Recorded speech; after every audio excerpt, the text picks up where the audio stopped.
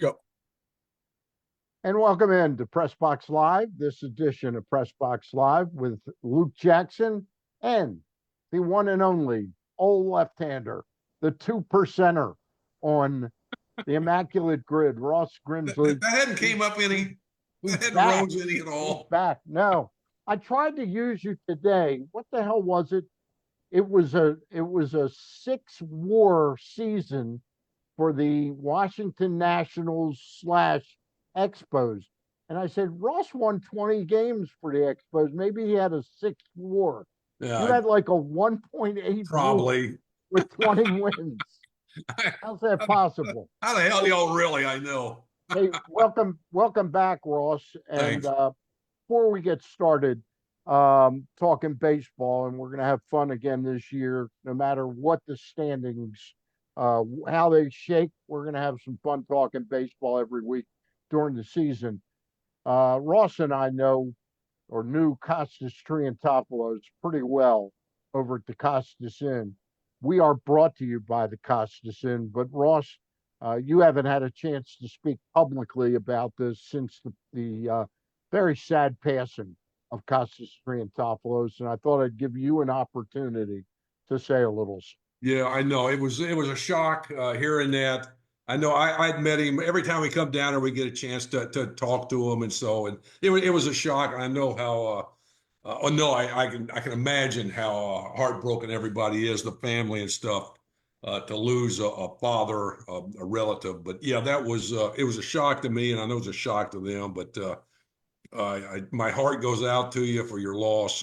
I haven't got a chance to talk to any of the guys down there, but I will, and I'll be up there in June for Kenny Singleton's Cool Kids golf tournament, and I'll get a chance to go see them, and uh, We'll I try and really get look out forward to there. doing We'll that. try and get out there together. I Yeah, went out to the viewing, and then we heard that Nick had left the viewing and went to the restaurant. So Jane and I went to the restaurant, and it was really special. There was a huge turnout there of people that had been to the viewing, and a gentleman got up and made a toast to the whole restaurant, talking about how he had known Costas for over 20 years.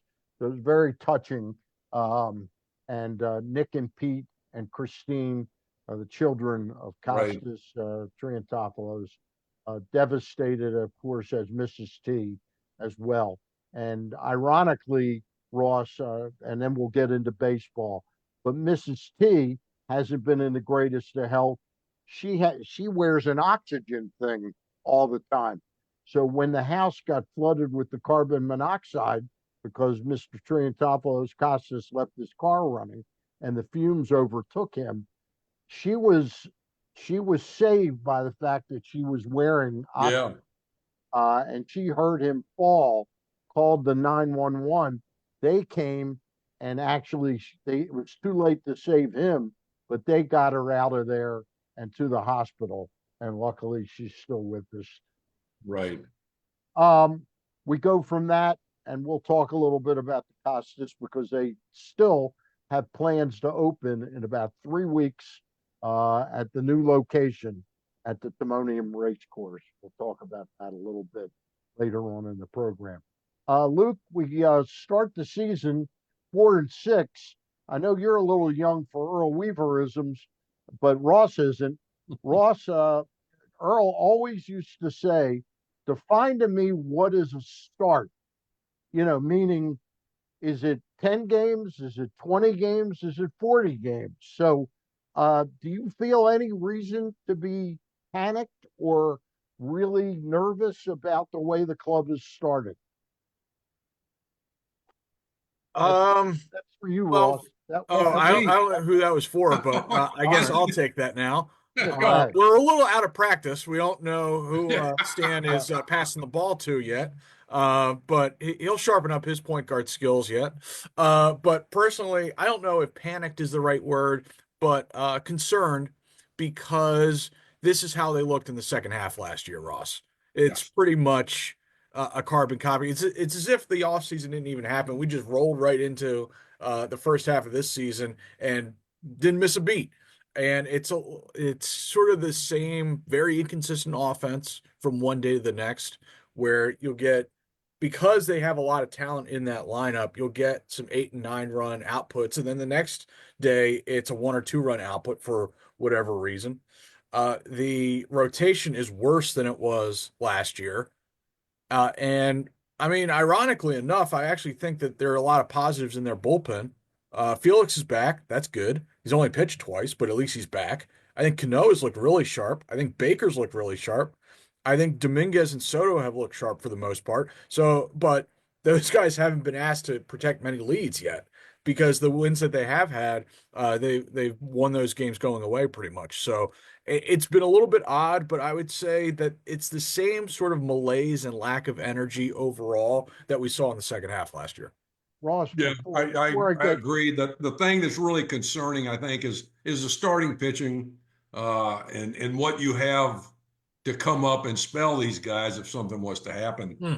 What is really stands out so far the first 10 games, and I've got a chance to watch a lot of them, and watching, I'm really disappointed in the catching.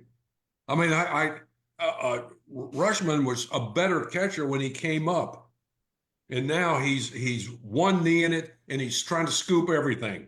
I looked at one point; there were 30 games played, and there were, I think, no pass balls. And this is all major league games. There are 30 games, no pass balls, and I saw 3 in one game.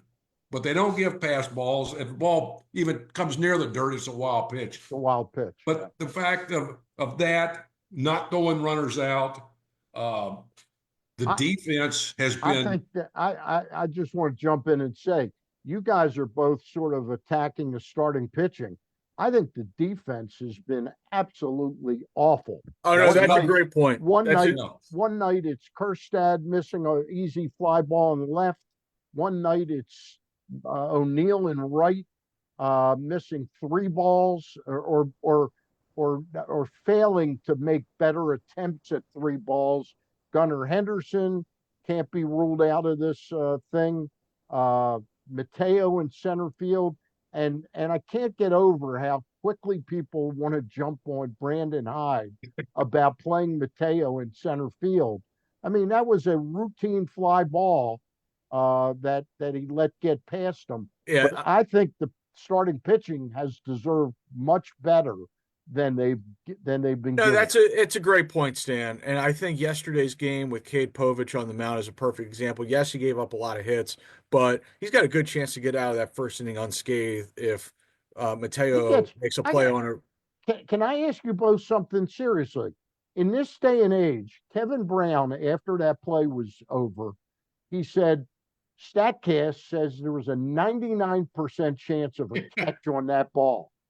Why shouldn't Mateo get charged with an error? Why should the pitcher suffer 3 earned runs on there based on that when a ball is 99% catchable? Because the rule is if he doesn't touch the ball, it's not an error. That's Right. that's horseshit. Right. absolutely. No, you're right. And you know what? I really think that there has been something put out there that if you can possibly give the guy a hit, give him a hit. Give him a hit. Yeah. Because there's fewer people hitting 300 now. But you and I know, Ross, that the Oh. rule is if you don't touch the ball, it's not an error. No, if the I ball think- is catchable with a I think routine effort, StatCast should take over there. I mean, And a ball that's 90% or 95% or more catchable, the guy should get the error. that's. I mean, if the ball can be played routinely, caught in and out, and it's not, it's an error, or it should be. But I'm telling you, I think they've been told to be very lenient on the hits and errors. Yeah, the benefit of the doubt. It's like wild pitches and pass balls. Yeah, the benefit of the doubt goes to the hitter. Oh yeah, I mean that's probably always been the case, and it's really been the case the past couple of years. And in fairness to the team, clearly the loss of Colton Cowser is what's leading to this. But you see O'Neill in left one night, Kerstad in left one night, Kerstad in right one night, O'Neill in right. I think they need to settle until Cowser gets back on who's going to play what position pretty much all the time. I've And always get them, said that, Stan. yeah, And one of the things now is everybody wants players to be able to play everywhere. yeah, And what that does, your best position, you suffer at that because you're playing everywhere else.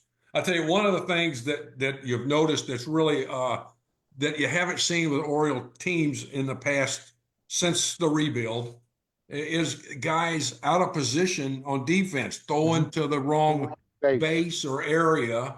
And that's one of the things. I mean, we saw Jackson Holiday, I think one of the earlier games, ground ball to shortstop or third base. He wasn't even, he started to second and stopped. And then you can't make a play there. I mean, all the little things. It's just little things. But the one thing you got to give the O's is these guys bust their butts running the bases, Yeah. running to first base. That's one thing you can't say that they don't do. That they do that. But a lot of stuff on the field now as far as being in the wrong place, the wrong position, not throwing it right. You're seeing a little bit more of that. Hopefully that gets better.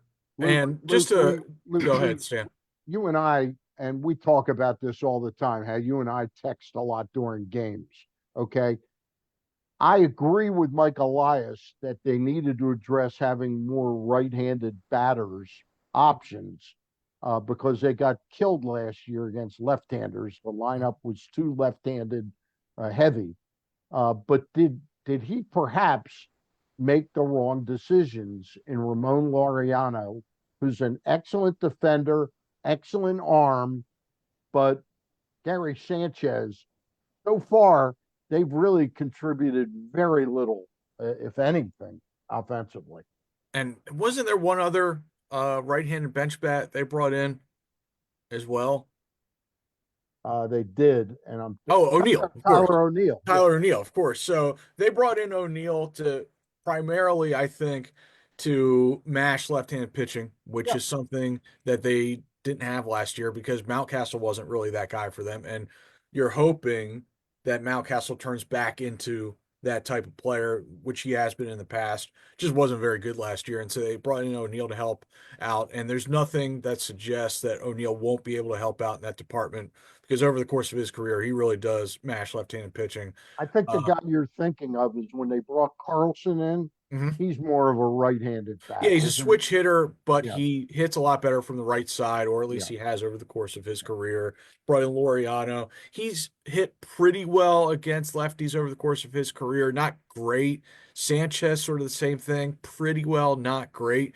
But those aren't necessarily lefty mashers the way that O'Neill has been and probably will be. Yesterday was a little The strange perfect because guy 2 years ago. I'm not saying they should have revisited it. Was Justin Turner, a guy, a dog, a dog. the guy that really could mash left-handed pitching.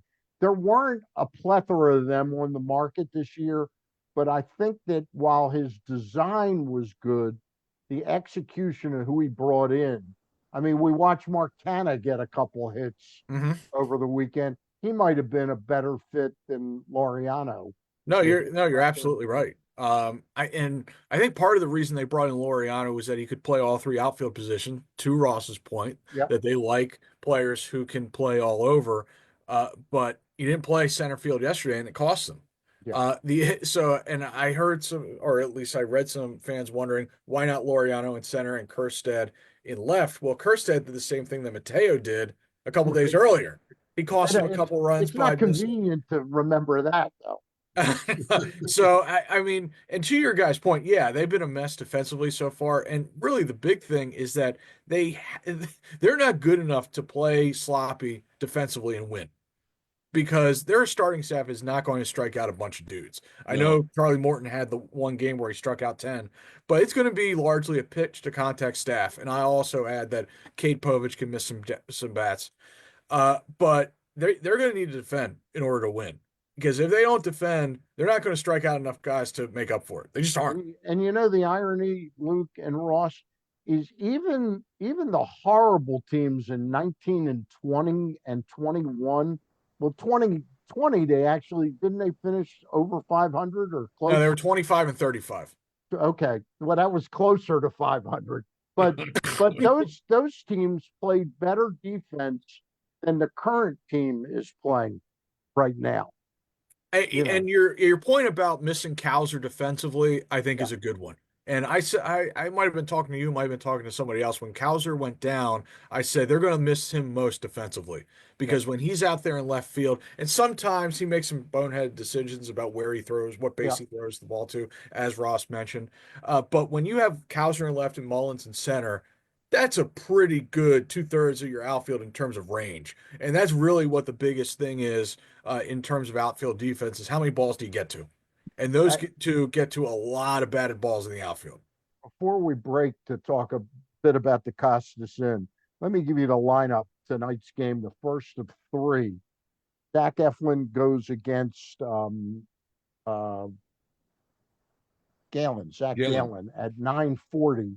The Orioles are sending out Gunnar at short, Rutschman at catcher, O'Hearn in right, Westberg at DH, Mullins in center field, Mountcastle at first base, Kerstad in left, Urias at third, and Holiday at second. The Arizona lineup will be Corbin Carroll in right field, Perdomo at short, Smith, the designated hitter, Josh Naylor, first baseman, Lourdes Gurriel in left field, Suarez, the third baseman, who's off to a torrid start, is batting sixth. Moreno is the catcher tonight. McCarthy in center field batting eighth, and Tawa is the second baseman. I don't know his first name. Do you, Luke? Tawa? No. Okay. Anyway, Marte's out. I know that. Tell Marte. He's hit Ketel the Marte IL is out, yesterday, so right? Tawa must have been Yeah. brought up for Marte. That's right. Marte's on the IL.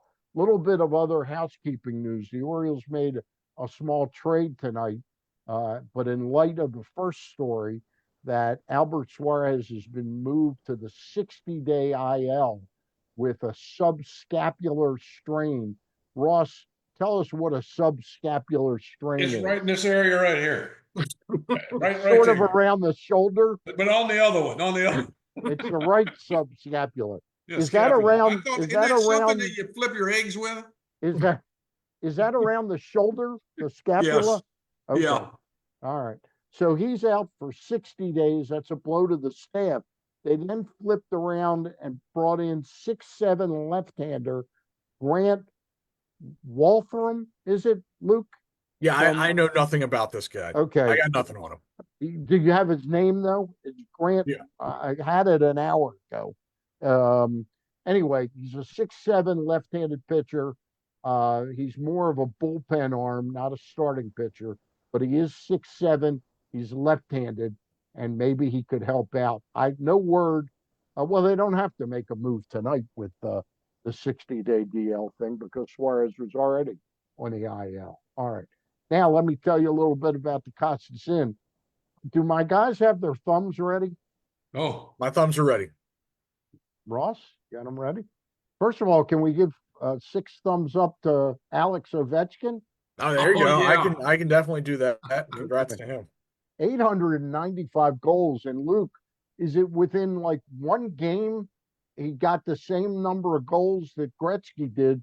They like one game Amazing. apart or something? Yep. One regular season game apart. Amazing. Absolutely I'll tell you what, amazing. I played a lot of hockey in my day. I know you did. I did not score 895 goals. Did How not. many did you score? Take the Luke? under. You What's scored- that? How many did you score? 2 Uh, or 3? Old? No, it was more than 2 or 3.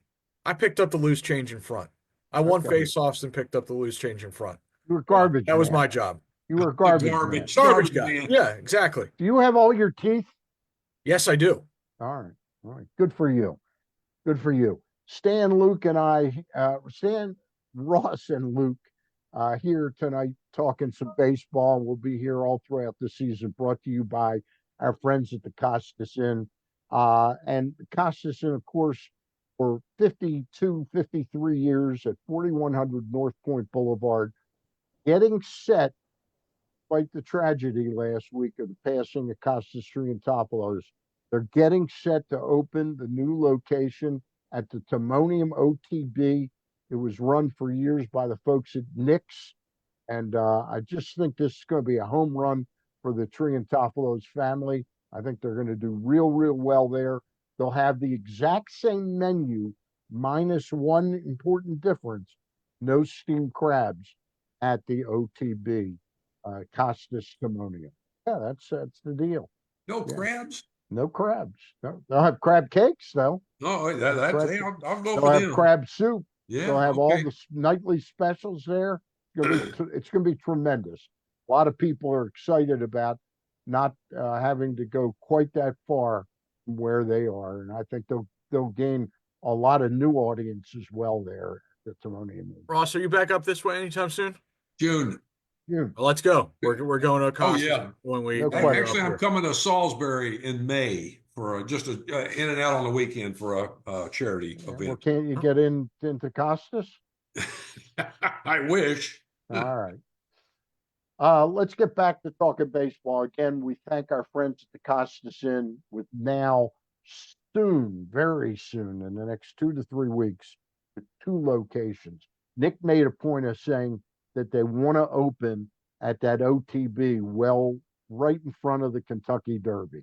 Okay. They need to be open for the Triple Crown race. All right.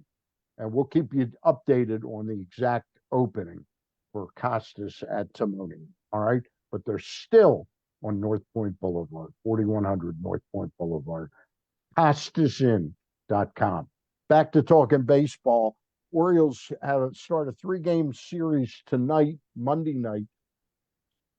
Zach Eflin against Zach Gallen. Tomorrow night, Charlie Morton goes against Merrill Kelly. And then on Thursday afternoon, Dean Kramer against Brandon Pott, who just got that extension. Ross, your thoughts on the $500 million man, Vladdy Guerrero Oh, gee. Jr.?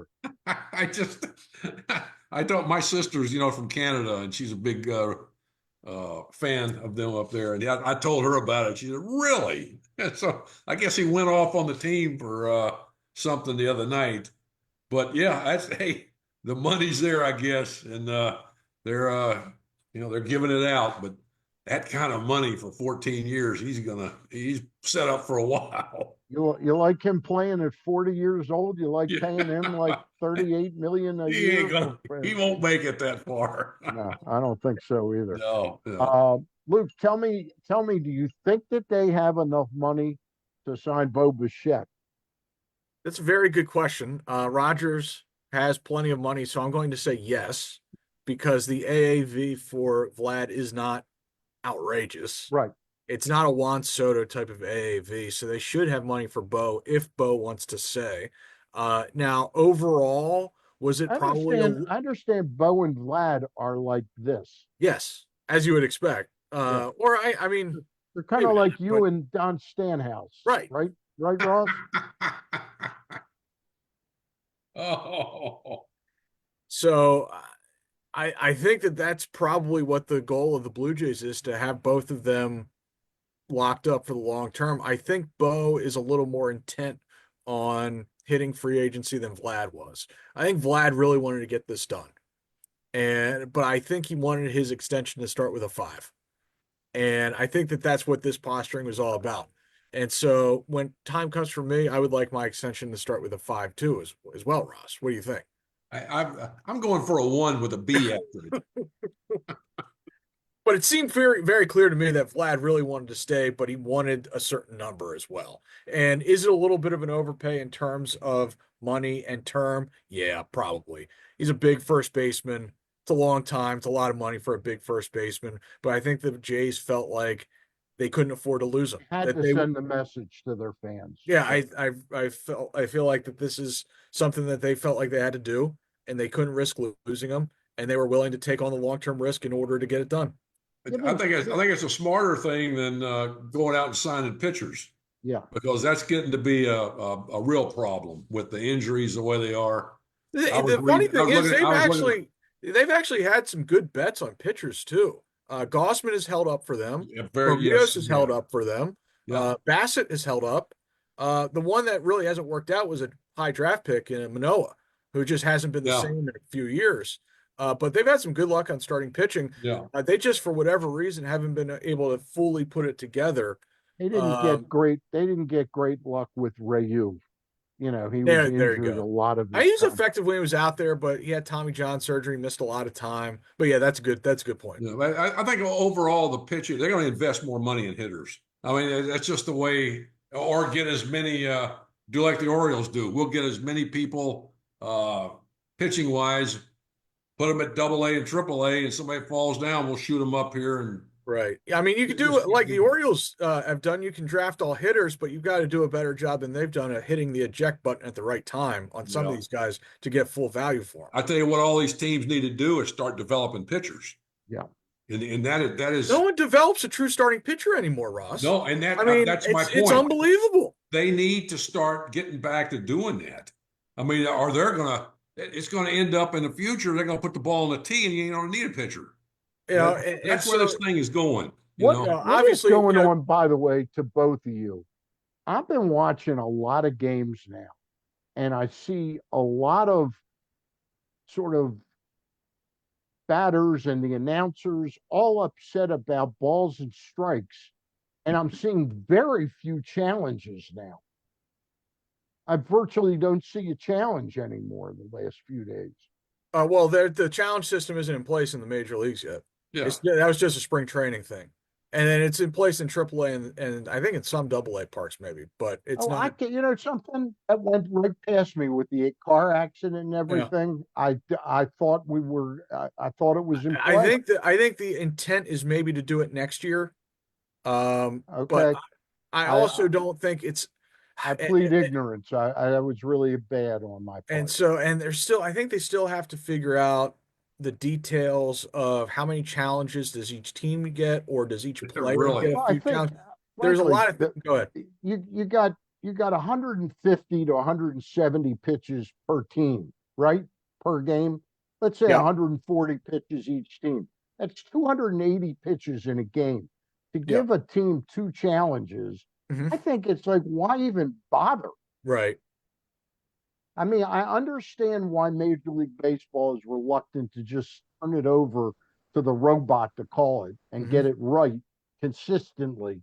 But two challenges a game, Yeah. it's really, I watched them. They talked about an umpire, a week ago or so, missing 20 calls. And yeah, I watched the 20 calls. He didn't miss 20 pitches. yeah. And some of those pitches, two strikes, they are too close to take. You Right. don't take a ball that close and Right. And expect to be rewarded. right. Too close. I have to plead ignorance though. I really apologize to our audience. That's a huge miss on my part. Well, And your I neck don't was know whether it hurting. was the accident or what. I kind of missed the concept that it wasn't, because all I saw during spring training was it being, Yeah. challenges. And I Right. just thought, and all of a sudden today, there was all these disputes, and I'm going, where's the challenge? Why don't you just challenge? So, Um, and I wonder about also, Ross, the unintended consequences of a challenge system. So, in other words, if an umpire establishes, I'm going to give you a couple inches off the plate, like say the outside corner to a left-handed hitter. And so, like, could a team understand that that's happening? And Oh, then, they don't have a and, clue. Now right, I don't you're think. saying you're saying that could an umpire play both teams by establishing a strike zone so he doesn't get challenged? or no, and then a team challenges that pitch that has been called, say, a strike all game, but Right. waits for the opportune moment to challenge it, and now all of a sudden it's a ball. Yeah. Like, will those kind of unintended consequences happen over the course of a game? And because really what we all want to do is eliminate the egregious misses. But we've Right. seen this with replay in other spots of the game, like say at second base, first base, that in order to get the obvious misses corrected, you have to sort through these monotonous, like microscopic reviews. And it's no one's really been able to figure out how to just get the obvious ones corrected. Like, and so I don't know. Yeah, I no, it's going to be interesting to see how they do it, and it could drag out the game again, make it longer. Real But quick before we get going tonight, Ross, do you know Dan Plesac at all? a little bit, yeah, Little bit. yeah. Today after the game, he was so effusive in his praise for Casey Mize. He said after watching today's game where he shut down the Yankees, he only gave up 1 run in 6 innings. He said that now watching that game, he now sees why he was a 1-1, that he is now really impressed with Casey Mize. And he said pairing him with Scooble, who hasn't pitched that well, and Flaherty and perhaps Job and Olson, he says Kansas City and Detroit have the two best pitching staffs in the American League.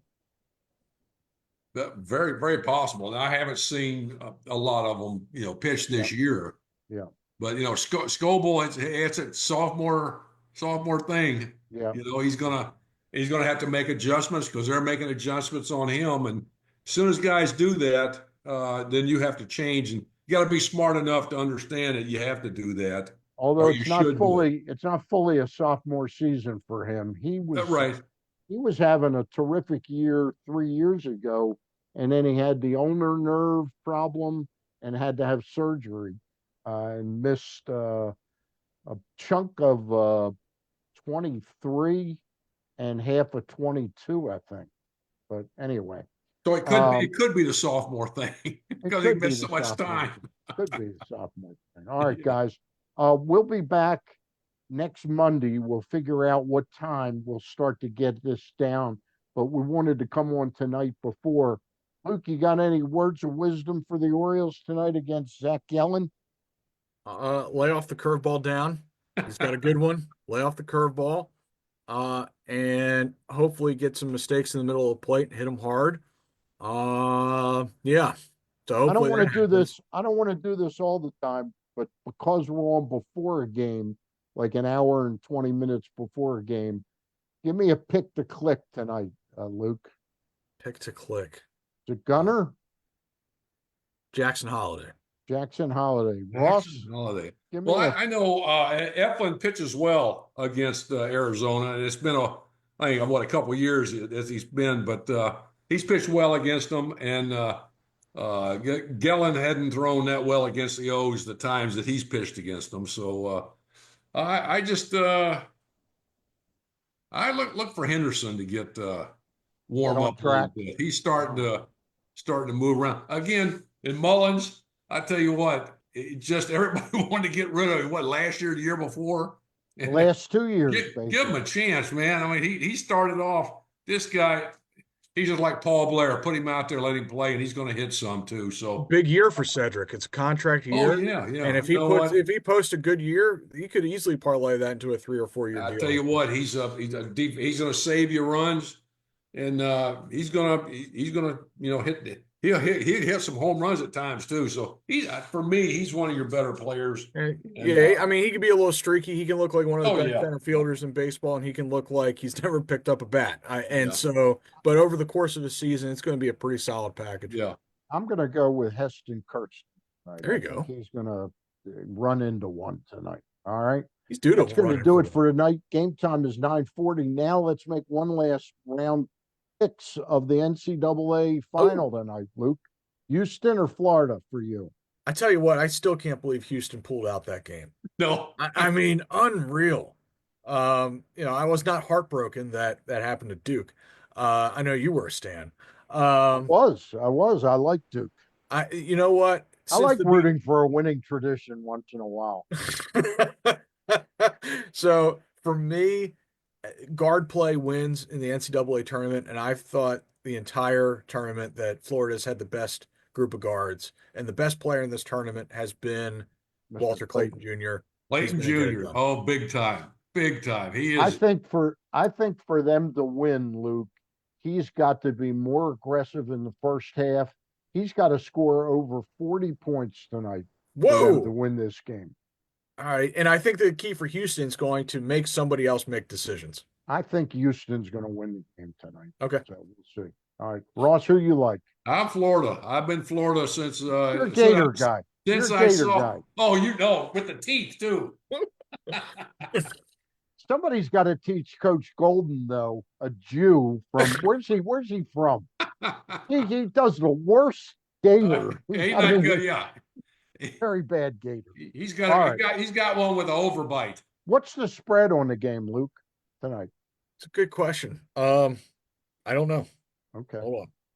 Let's see if I can We're going to quickly. wait for Luke to give the spread. Hold We'll on, let's see remind if I can folks quickly find that out. we've I'm been going brought to you to, by the Costas Inn tonight. The Costas Inn with one great location right now, 4100 North Point Boulevard, soon to be two great locations, North Point Boulevard and Timonium OTB. Is Stan, Nick who do you Pete think over is? there? I think that Florida's favored by 1.5. That's exactly what it is. What do you think the over under is? Um, 130, It's 140 and a half. Woohoo! 140 and a half. Oh, okay. All right. Well, we'll enjoy that game and we'll enjoy the Oriole game as well, everybody. We'll see you next week with Luke Jackson and Ross Grimsley. I'm Stan the Fan for Press Box Live. Bye for now.